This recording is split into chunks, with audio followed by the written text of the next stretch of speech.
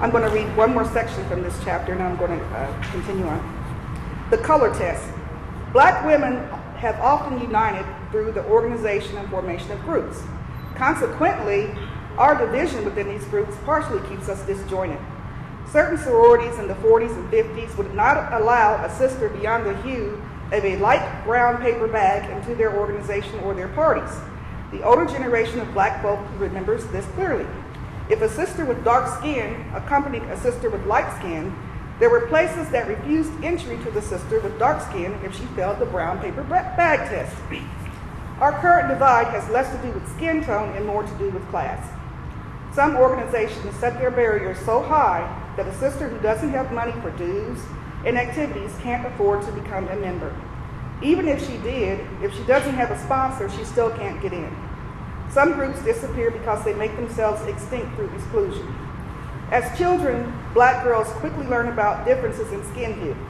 We listen to sisters who have experienced anger and pain on both sides.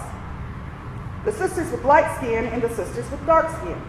The term Black American princess referred to light-skinned sisters who had more privilege than their dark-skinned sisters. Black men with dark skin do not have the same challenges with race as black women with dark complexions. Dark skin on black men is considered masculine.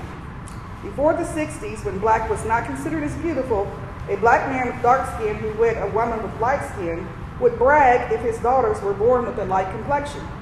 Trina, a dark-skinned sister, married a brother with light skin from New Orleans.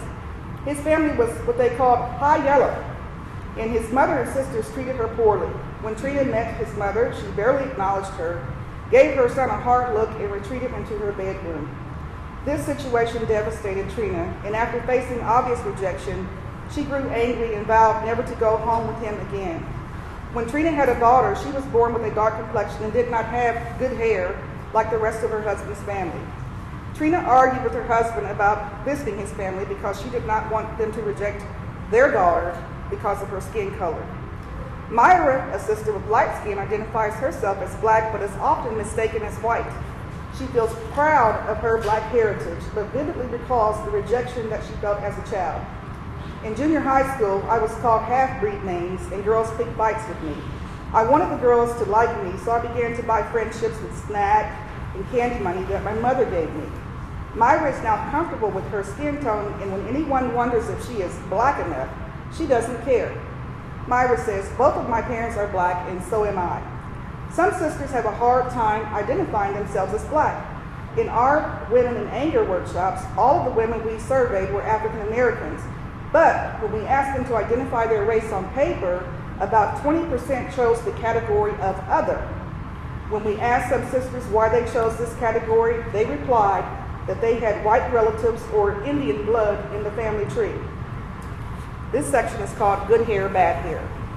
Black women are the only women in America who face judgment about their natural hair and cultural style. This often creates situations of stress and anger when dealing with our tresses.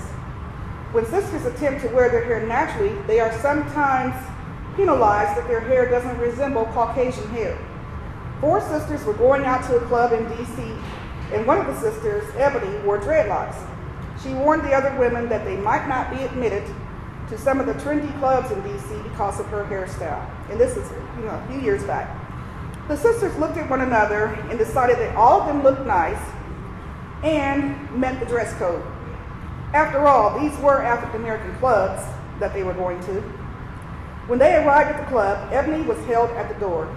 Ebony recalls, the brother looked me up and down and asked me if I had a better skirt than the one I had on, and then went further to talk about my shoes.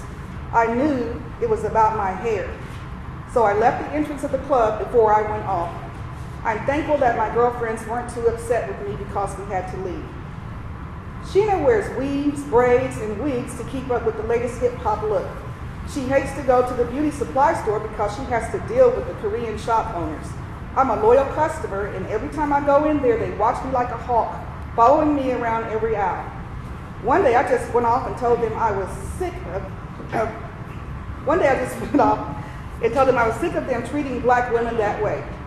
They just looked at me like they couldn't understand English. The bad thing about it is that they own most of the hair stores in my community. The trip to the store is only one of many annoyances that Sheena encounters.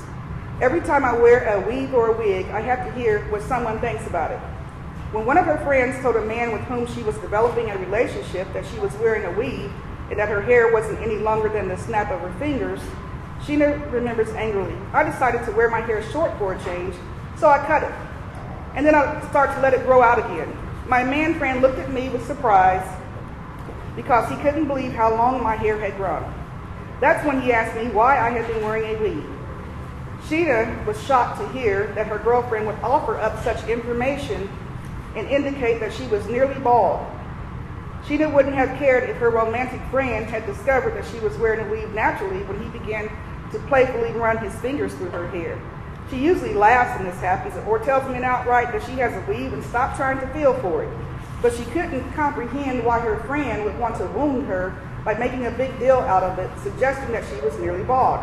Sheena explained, "The next time I saw my girlfriend, I went off on her, telling her she might get a man if she stopped chasing after mine. I could not believe my eyes because she was wearing reddish-brown curly weave braids. So I joked about her weave and told her she looked like the lion from The Wizard of Oz." She developed an immediate attitude and our friendship became distant for a while. Black women need to examine themselves in order to work on a collective consciousness of what having good hair really means. Dana, a cosmetologist, was concerned about her daughter Brianna's self-esteem, so she encouraged Brianna to feel good about her coarse hair. Brianna protested having her hair combed because it hurt to comb out the tangles. She was too young to have her hair permed, and Dana wanted to protect her virgin hair. Dana always told her that even though it hurt, she had big and beautiful hair. One day, during one of Brianna's protests about having her hair combed,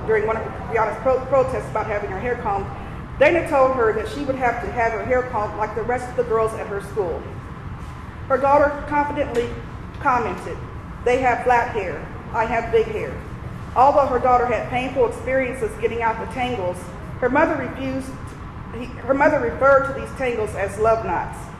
Brianna was never raised to think she had bad hair or told anything about nappy hair. Dana never conditioned her daughter to feel bad about her hair.